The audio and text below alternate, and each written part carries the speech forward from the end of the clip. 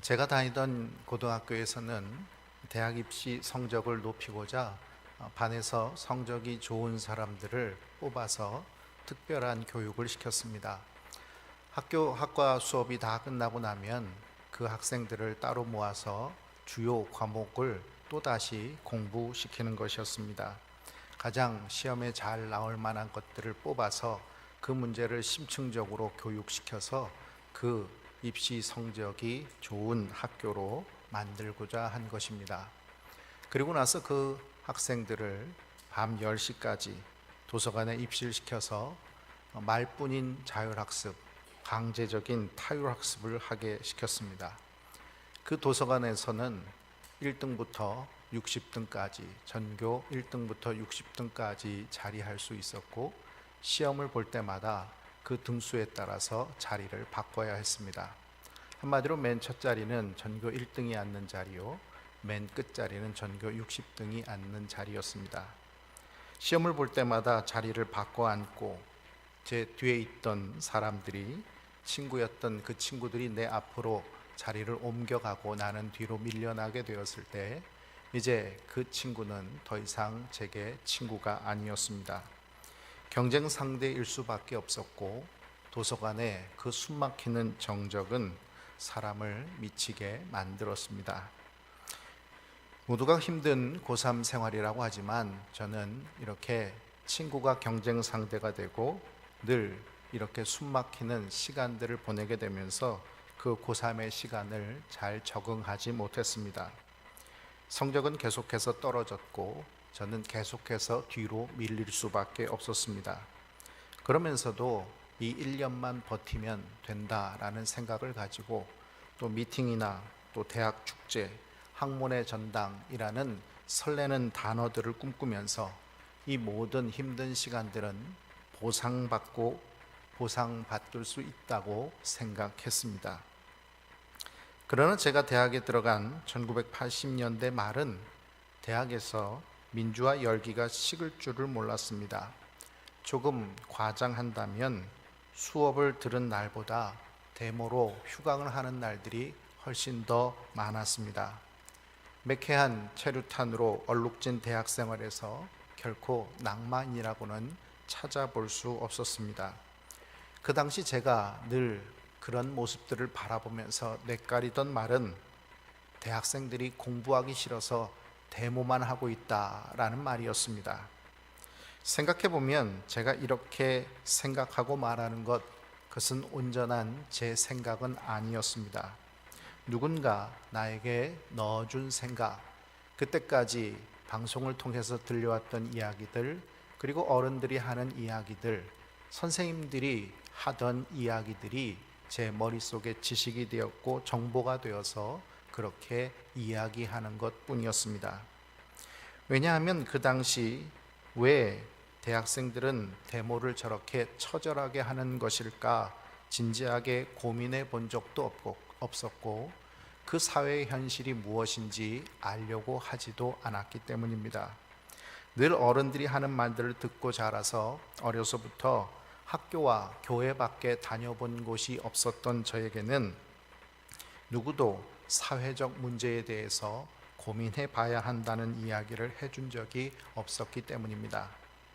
특별히 교회를 다니는 사람은 데모 같은 폭력적인 일에 얽매여서는 안 된다라는 것이 당연하다고 생각했습니다. 세상 일에 관심을 갖는 것보다는 영적인 일에 관심을 가져야 한다고 배워왔습니다. 교회는 영혼을 구원하고 가난한 사람을 도와주는 곳일 수는 있지만 이 땅에 대한 사회적인 책임이 있고 그 책임을 다해야 하는 곳이라는 말은 들어본 적이 없었기 때문입니다. 과거 한국 교회는 성도들을 모으고 교회를 크게 지은 다음 그 안에 성도들을 가두어서 평일에 교회에 모이면 더 신앙이 좋은 사람으로 그렇게 세상으로부터 이 교인들을 분리시켜 나갔습니다. 세상에 있지 말고 교회 안으로 모이고 또 교회 안에서 예배하고 성경 공부하는 것이 신앙이 좋은 사람의 모습이라고, 그래서 교회에서는 영적인 것만을 말하고 영적인 것만을 생각해야 한다라고 가르쳤습니다.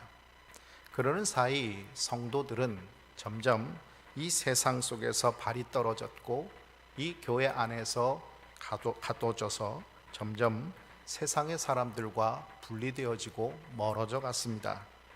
가족 간의 관계 속에서도 교회 다니는 사람이라고 하면 내놓는 사람이 되었고, 또 직장 안에서도 교회 다니는 사람 하면 같이 교제하거나 상종해서 되지 않을 사람으로 여겨지기 시작했습니다.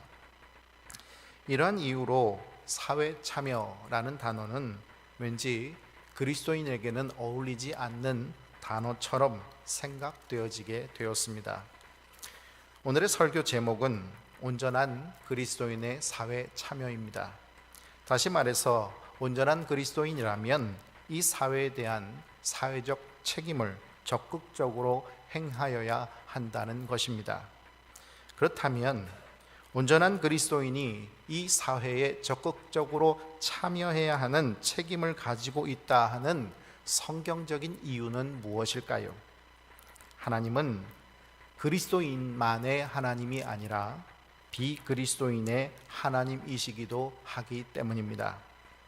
만약 하나님이 하나님을 주님으로 섬기는 그리스도인들만의 하나님이시라면 하나님의 관심은 오직 그리스도인에게만 초점 맞춰져 있을 것입니다. 하나님을 섬기지 않는 비그리스도인들이야 죽든 말든 관심 갖지 않고 오직 우리 그리스도인에게만 온갖 정성과 사랑을 쏟으실 것입니다. 그렇다면 비그리스도인들은 이 부정과 부패를 저지르고 서로 미워하고 다투고 싸우고 죽여도 하나님은 전혀 관심을 갖거나 상관하지 않으실 것입니다. 구약시대 블레셋 민족은 다곤을 섬겼습니다. 모압은 그모스를, 암몬은 밀곰을 섬겼습니다. 이스라엘 백성은 언약 백성으로 하나님을 섬겼습니다. 그렇다면 하나님은 언약 백성인 이스라엘 민족만의 신이었을까요? 그래서 다른 민족은 무엇을 섬기든 말든 하나님은 신경을 쓰지 않으셨고 오직 이스라엘 민족만을 사랑하셨고 이스라엘 민족에게만 복 주셨고 다른 민족은 저주하시고 죽어나가든 잘려나가든 멸망하든 그 부패와 또 부정과 불의 속에서 어떻게 되든 하나님은 전혀 신경 쓰지 않으셨을까요? 하나님은 그들 모두를 창조한 하나님이셨습니다. 언약 백성인 이스라엘을 돌보실 때에도 다른 민족들을 돌아보셨고 그들에 대한 관심을 잃지 않으셨습니다. 성경에는 이방 민족에 대한 그 죄악들을 하나님께서 이야기하시고 또 그들의 우상 숭배의 삶에서 돌아오기를 바라시는 마음을 가지고 계심을 성경 곳곳에서 나타내주고 있습니다. 모든 피조물을 창조하신 하나님께서는 자신이 만드신 모든 피조물들에 대해서 관심을 가지고 사랑하십니다. 그래서 하나님께서는 하나님의 통치가 임하도록 이 땅을 정복하라, 다스리라 라고 최초의 인류에게 말씀하신 것입니다.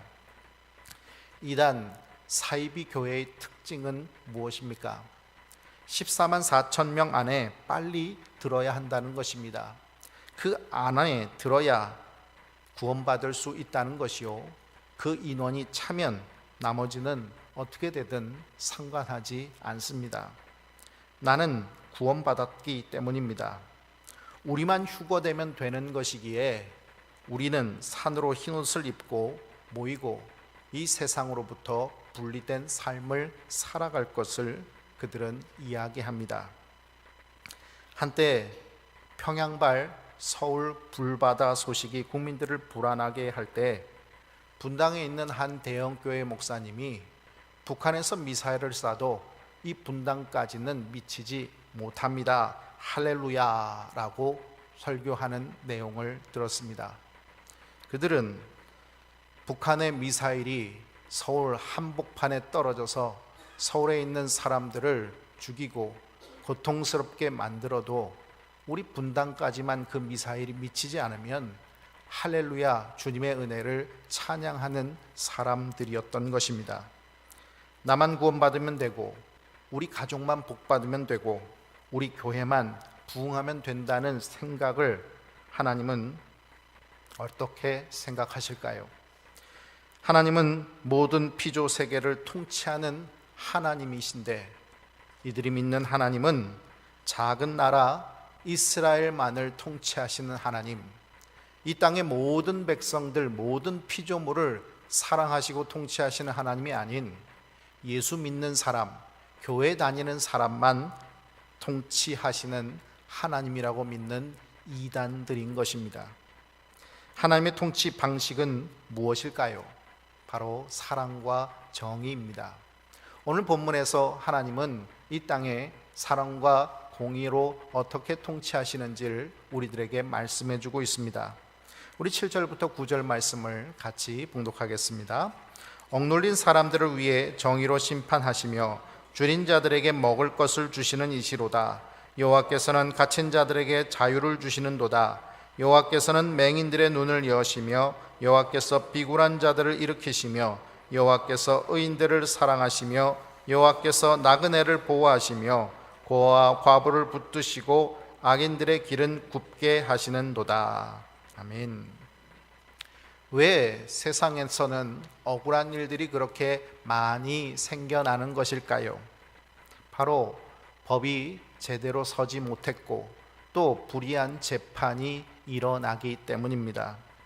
법은 늘 약자들을 위해서 만들어지는데, 그 법을 집행하는 과정 속에, 그리고 그 법을 재판하는 과정 속에 늘 불의가 힘 있는 자들의 편으로 그렇게 기울어가 승리하기 때문인 것입니다. 왜 줄인 자들이 생기는 것일까요? 세상 곳곳에는 먹을 것이 넘쳐나고 썩어나고, 또 우리나라는 1년에도 몇 조 원에 해당되는 음식 쓰레기를 버리고 있음에도 불구하고 왜 사람들은 굶주려 죽는 것일까요? 전 세계적으로 미국에서 생산하는 옥수수만으로도 아프리카의 기아를 해결할 수 있는데, 왜 아프리카의 기아 문제는 계속해서 사람들의 죽음을 방관하게 되는 것일까요? 바로 가진 자들의 착취 때문입니다. 바다에 빠뜨려서 버릴 것들은 있고 창고에 썩일 것들은 있지만 그것으로 가난한 사람들과 나누려고는 하지 않기 때문입니다. 하나님께서는 자신에게 제물을 바치는 제단만을 보고 계시지 않습니다. 교회 건물이 몇 평이고 몇 층까지 오르는지, 오늘 예배당에 오간 사람은 몇 명인지 관심 갖고 계시지 않습니다. 하나님의 관심은 우리가 사는 세상에서 억울한 사람은 없는지, 착취당하는 사람은 없는지, 사회적 약자가 괴롭힘을 당하지는 않는지, 사회 정의가 실현되어야 할 우리의 모든 삶을 하나님께서는 사랑과 정의로 통치하시기 원하십니다. 시편 기자는 하나님의 눈이 억눌린 사람, 줄인 자들, 갇힌 자들, 맹인들, 비굴한 자들, 의인들, 나그네들, 고아와 과부들 뿐만 아니라 악인들까지 보고 계신다라고 말씀하고 있습니다. 왜 하나님의 눈은 이렇게 많은 사람들의 삶을 바라보고 계실까요? 어쩌면 이들 대부분은 세상 속에서 알아주는 사람도 아니고 세상 속에서 그렇다 할 행적을 남길 만한 사람들도 아닌데, 왜 하나님은 이 많은 사람들의 삶을 그렇게 깊이 들여다보고 계시는 것일까요? 바로 하나님의 형상으로 만드셨기 때문입니다. 하나님의 형상으로 지음받은 인간이 비인간적, 비인격적 대우를 받으며 살아가서는 안 된다고 생각하시기 때문입니다. 하나님의 형상으로 지음받은 인간은 폭력과 착취와 억압에서 벗어나서 하나님의 공의와 사랑의 통치를 받는 삶을 살아가야 한다라고 주님은 말씀하시기 때문입니다. 전 세계에서 개신교인의 87%가 중진국 혹은 선진국에서 살아간다는 통계가 있습니다. 이를 두고 혹자들은 예수를 믿으면 나라가 복을 받는다고 말하길 좋아합니다. 그래서 우리나라도 예수 믿기 전에는 힘든 나라, 어려운 나라였는데 하나님께서 예수 믿으니까 복을 주셔서 한강의 기적을 주셨다라고 설교하시는 목사님들도 있습니다. 그런데 뒤집어 이야기하면 그리스도인들이 온전한 그리스도인의 삶을 살아갈 때 그 사회가 변화되고 그 나라가 발전되어 왔다는 것을 말해 주는 것입니다. 한국 초대 선교사들은 성경책만을 들고 다니면서 예수 믿으라고 그렇게 말만 한 사람들이 아니었습니다. 그들은 병자들을 위해서 병원들을 지었고 배우지 못한 사람들을 위해서 학교를 지어 후학을 가르쳤습니다. 버려져 사랑받지 못하는 이들을 위해서 고아원을 지어서 그리스도의 사랑이 무엇인지를 몸소 체험할 수 있게 해 주었습니다. 그들은 그리스도의 사랑을 나누었고 말만이 아니라 자신의 물질들, 자신의 시간들, 자신의 재능들, 자신의 모든 것을 나누는 그리스도의 사랑을 나누는 사람들이었습니다. 링컨 대통령은 노예제도와 전쟁을 벌였고 마틴 루터 킹 목사님은 인종차별을 위해 싸웠습니다. 폐병으로 피를 토하며 쓰러지는 같은 공장의 어린 소녀가 회사로부터 도움을 받기는커녕 회사로부터 해고되어 쫓겨나는 강도 만난 이웃이 되는 장면을 목격하면서 이웃의 문제를 자신의 문제로 받아들인 전태일은 노동자의 삶을 자신의 죽음으로 항거했습니다.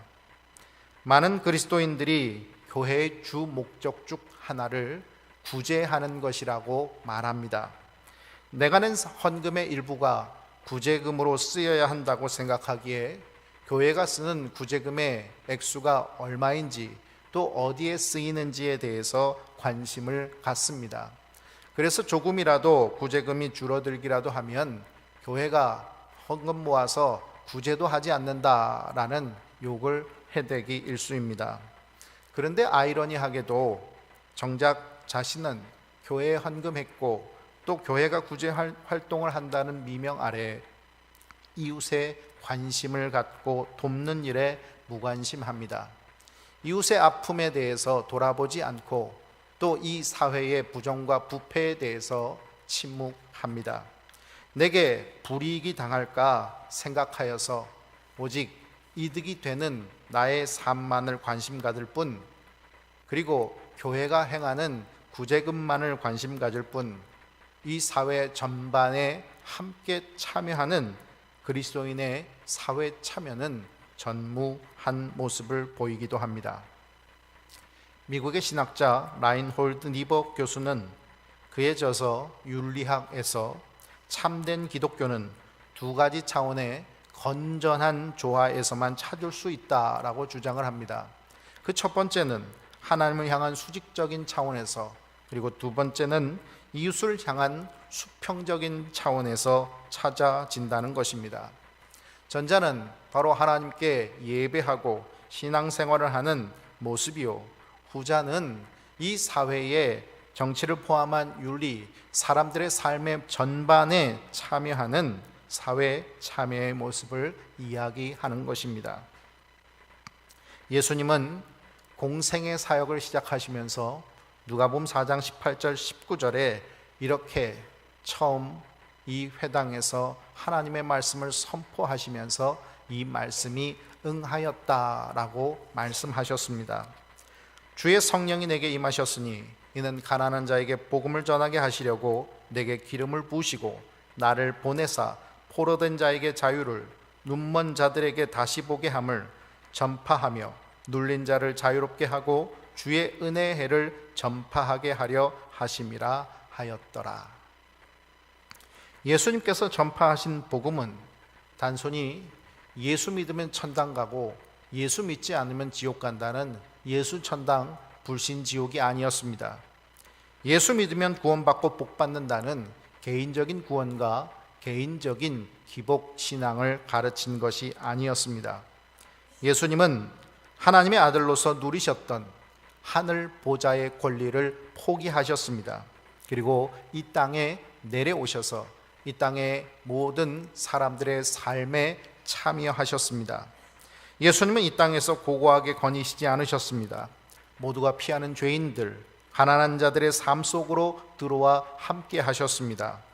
율법에 포로된 자들, 로마의 압제에 눌린 자들의 자유를 위해서 항거하셨습니다. 주님의 복음은 눈이 있어도 보지 못하는 이들, 귀가 있어도 듣지 못하는 이들의 눈과 귀를 대신해서 자기 목숨을 내어주는 사랑으로 그 눈을 뜨게 하셨고 그 귀를 열어주셨습니다. 오늘 본문의 마지막 말씀은 시온아 여호와는 영원히 다스리시고 내 하나님은 대대로 통치하시리로다. 할렐루야 말씀합니다. 영원토록 하나님의 통치가 임하는 할렐루야의 세상, 그것은 어떻게 만들어지는 것일까요? 하나님께서는 땅을 정복하라, 다스리라고 주님의 형상대로 만들어진 인간들에게 이야기하셨습니다. 이 땅의 그 어떤 것도 하나님의 통치 아닌 것으로 통치되어서는 안 된다라고 말씀하시는 것입니다. 예수님은 가서 제자 삼으라고 말씀하십니다. 너희들이 있어야 될 곳은 바로 나와 함께 있는 초막셋을 짓고 있는 저 천성이 아니라 이 세상 속으로 가서 이 땅에서 주님의 복음을 전하며 그 복음의 말씀이 사람들의 삶으로 흘러가서 사랑과 정의의 세상이 이루어져야 된다는 것을 말씀하신 것입니다. 성령님은 교회를 탄생시키셨습니다. 무엇을 말하는 것일까요? 교회의 지체인 그리스도인들은 하나님의 통치가 임하는 세상을 만들어 가야 되는 것, 이것이 바로 교회를 지으신 하나님의 목적이라는 것입니다. 어떻게 우리는 땅을 정복하고 다스리며 이 세상 속에서 하나님의 복음을 실현하며 살아가는 교회의 참된 모습으로 온전한 그리스도인으로 살아갈 수 있을까요? 분당 두레교회 박철수 목사님은 존 하워드 요더의 예수 정치학이라는 책에서 성경에서 말씀하시는 것을 바로 복종하는 혁명적 복종이라는 개념을 깨닫게 됩니다. 그러면서 그분은 이렇게 말합니다. 예수님은 33세 이 세상에서 십자가의 죽으심을 당하셨습니다. 예수님께서 33세 돌아가셨는데 왜 예수님은 33세 돌아가실 수밖에 없었나요? 그것은 바로 예수님처럼 살면 33살밖에 살 수 없기 때문입니다. 라고 말을 합니다. 그러면서 그분은 저는 33이 훨씬 더 넘은 나이를 지금 살고 있습니다. 이것은 내가 예수님처럼 살지 않았다는 증거입니다. 라고 말씀하셨습니다. 은퇴하셔서 원로가 되신 노 목사님께서 자신의 삶을 반성하고 회개하며 말하는 나는 33을 훨씬 넘게 살았습니다. 라는 이 말이 저의 가슴을 울렸습니다. 저도 33세 나이를 훨씬 더 넘겨서 살아가고 있고 그럼에도 불구하고 저는 단 한 번도 예수님처럼 치열하게 살아온 적이 없고 예수님처럼 치열하게 사랑하며 또 정의를 외치며 살아온 적이 없었기 때문입니다. 내 삶을 두고 다른 이들의 삶 속으로 들어가 본 적도 없고 내 삶에 있는 모든 권리를 포기하고 살아본 적도 없었던 것입니다. 인간은 하나님의 형상으로 지음받았습니다. 하나님의 형상으로 지음받았다는 것은 바로 하나님의 삶을 살아가야 된다는 것, 바로 하나님처럼 살아가야 된다는 것을 말하는 것입니다. 우리는 그리스도인이라고 말을 합니다. 그리스도인이라는 말은 그리스도를 닮은 사람이라는 것입니다. 그리스도를 닮은 사람은 그리스도인으로서 그리스도께서 사셨던 삶을 살아가야 할 것입니다. 오늘 그리스도인들은 손해보려고 하지 않습니다. 조금만 불이익을 당하게 되면 그 부분에 대해서 비판하기를 주저하지 않습니다. 예배 시간에 앉아 있는데 목사의 설교가 은혜가 되지 않으면 내가 손해봤다는 생각 때문에 목사의 설교를 두고 왈가왈부를 합니다. 내가 예배에 참여했고 내가 교회에 왔는데 교회가 내게 필요한 모든 것을 채워주지 않았다고 한다면 나는 그 부분에 대해서 불평과 불만을 쏟아냅니다. 이 사회에서 세금을 내는데 내가 세금만큼의 이득을 얻을 수 없다고 한다면 그 부분에 대해서도 대통령을 욕하고 위정자들을 욕하는 것을 주저하지 않습니다. 그러나 그것은 내 삶의 작은 영역에서만입니다. 작은 것에서 분노하지만 나와 상관없다고 생각하는 내 이웃의 아픔과 불의에 대해서 착취당하는 삶과 또 그들의 고통에 대해서는 우리는 얼마나 눈 감고 살아가는지 모릅니다. 왜 그렇습니까? 우리가 그것에 눈뜨고 그것들에 말하기 시작하면 우리의 삶에 직접적인 손해가 일어날 것이기 때문입니다. 내가 가지고 있는 권리를 포기하지 않는 한 우리는 이 세상의 아픔에 동참할 수 없고 이 땅에 고통받는 이들을 대변할 수 없습니다. 우리는 선택해야 할 것입니다. 종교개혁 500주년을 맞는 올해 교회가 또다시 종교개혁의 의미를 되새긴다고 한다는 것은 바로 이 땅의 교회가 그저 큰 건물을 지어놓고 그 안에 들어있는 사람들의 안전과 구원과 천국의 삶과 삶 속에서의 복을 이야기하며 타락해 갈 것인가? 아니면 하나님의 복음이 이 세상 속으로 우리들의 삶을 통해서 퍼져나가는 하나님의 사랑과 통치의 삶을 살아갈 것인가? 우리는 결단해야 할 것입니다. 예수님은 하늘 보좌를 버리시는 권리를 포기하셨습니다.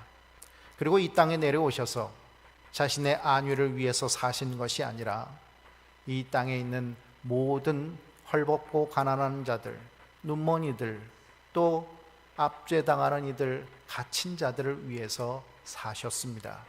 그러기에 죽으셨습니다. 그리고 그분의 생명은 우리의 삶으로 이어지고 있습니다. 오늘 우리가 예수님의 삶을 살아간다는 것, 그것은 그저 1시간 예배 시간에 앉아 있는 것, 그리고 내 삶 속에 성경 공부를 조금 하고 내게 있는 물질 중에 일부를 떼어서 구제 헌금을 하는 것으로 우리의 삶에 예수님 닮은 삶이라고 말할 수는 없을 것입니다. 예수님이 그렇게 사셨다면 우리의 삶도 그렇게 살아갈 수 있기를 바랍니다. 개는 3년이면 서당깨는 풍어를 읊는다고 하는데 우리는 예수를 30년을 믿어도 전혀 예수 냄새를 내지 못하고 살아간다면 우리가 그리스도인이라고 말할 수 있겠습니까?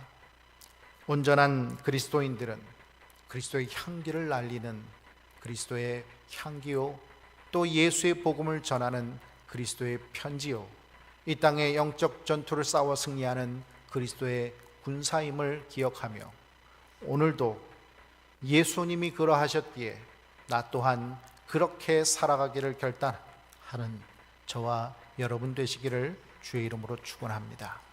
기도하겠습니다.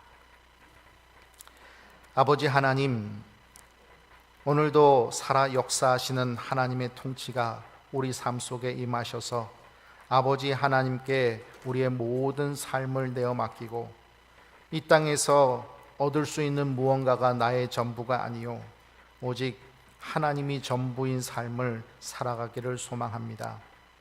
주님의 창조물인 우리들, 하나님의 형상대로 지음받은 우리들이 이 땅을 정복하고 다스리라는 주님의 명령을 가벼이 여기지 않게 하여 주시옵소서. 예수 닮은 사람이라는 그리스도인들이 이 땅에 살면서 이 땅의 악과 불의에 항거하지 않고 오히려 불의한 정권을 위해서 기도하고 복을 빌어주는 그 일들을 했음을 회개하게 하여 주시옵소서. 오늘도 우리의 삶 속에 하나님의 복음의 말씀이 들려지고 하나님이 어떠하신 분인지, 예수님이 어떠한 삶을 사셨는지를 우리들이 들었다면 귀가 막혀 있는 자들로, 눈이 멀어 있는 자들로 살아갈 것이 아니라 하나님께서 열어주시는 귀, 하나님께서 듣게 하시는 말씀의 귀를 가진 우리들이 되게 하여 주셔서 오늘도 예수님의 말씀 듣고 예수님처럼 사는 우리들, 하나님의 음성 듣고 하나님께서 우리들에게 원하시는 삶을 살아가는 우리들이 되게 하여 주시옵소서. 예수님의 이름으로 기도합니다. 아멘.